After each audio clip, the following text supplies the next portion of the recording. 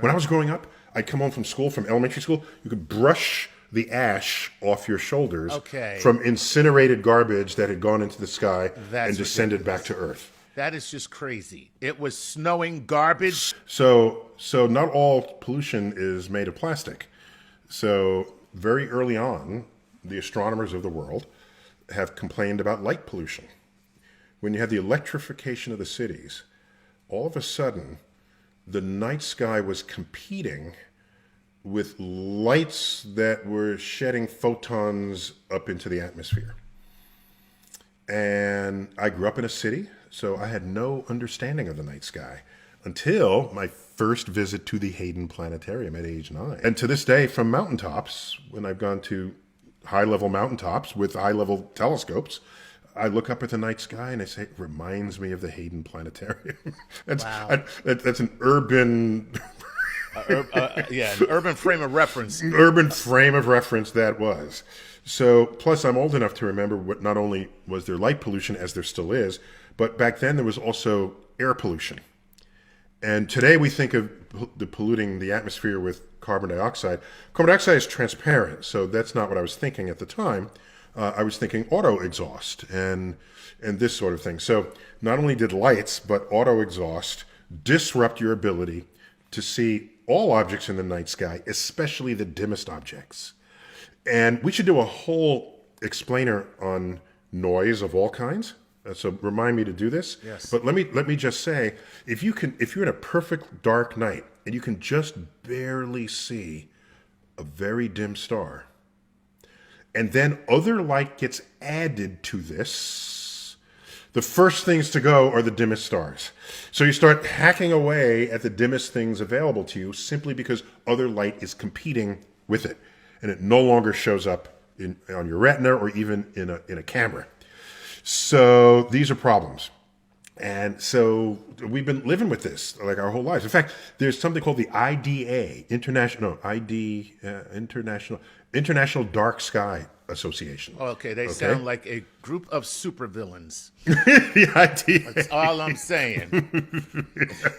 That organization's gotten more and more powerful and more power, not in a let's override you, but there's a lot of interesting, sensible things to do. For example, let's say you're in an airplane and you're flying over a city and you look down, you see the suburbs, and you see the street lights illuminating the streets Right. at night from your airplane. Right.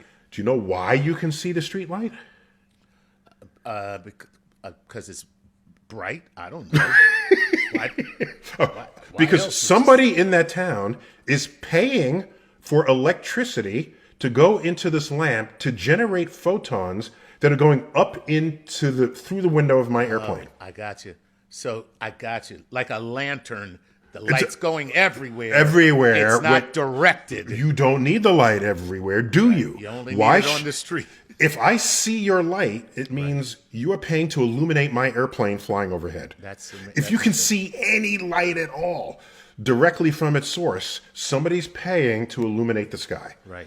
So the IDA simply makes the economic argument. Do you want to save money?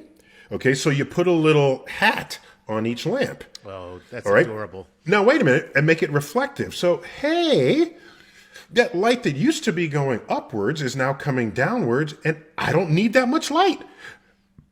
I was wasting half of it. Right. So now I can cut the wattage in half, or by whatever fraction, Right. use less light, and now I'm not illuminating the airplanes flying overhead. It's that simple. And that's why we don't do it.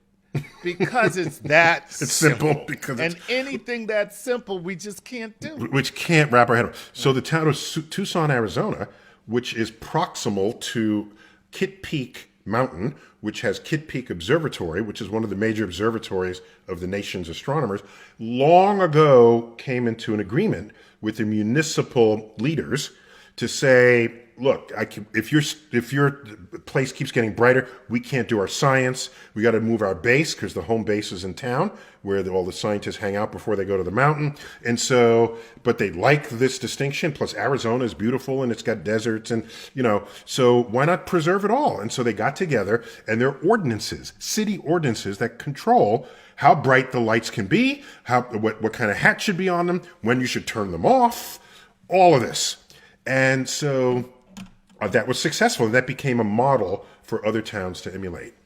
Right. And so that's the light pollution, and like they said, the air pollution is essentially gone relative to when I was growing up. Right. When I was growing up, I'd come home from elementary school, you could brush the ash off your shoulders from incinerated garbage that had gone into the sky and descended back to Earth. That is just crazy. It was snowing garbage. Snowing ash, correct. Every day. That's amazing. Yeah. So that's that. But we have more pollution than that. Right. Wait, let me just say this about the light pollution that I just thought about right now because of what you just said. Mm-hmm. When they were building the big hotels in Atlantic City, of course, I'm from Philly, so Atlantic City, they were building these giant hotels, and the conservationists in the area, the scientists that care for animals and sea life and birds, they basically realized that you're killing all the birds because they never know that it's nighttime. Yeah, and people. Okay, so at least I didn't lose my life over this. Yeah. Wow. Yeah. So the bird, it's just completely disrupting all of their everything. They had no more circadian rhythm, and they were flying and they were dying of exhaustion and all kinds of crazy stuff. It was a weird little study that they did, but and I don't know what they did about it because they haven't changed anything. But I think the consensus from the public was, they're seagulls. Who gives a crap? Oh. So, Chuck, it's not only light pollution that worries astronomers.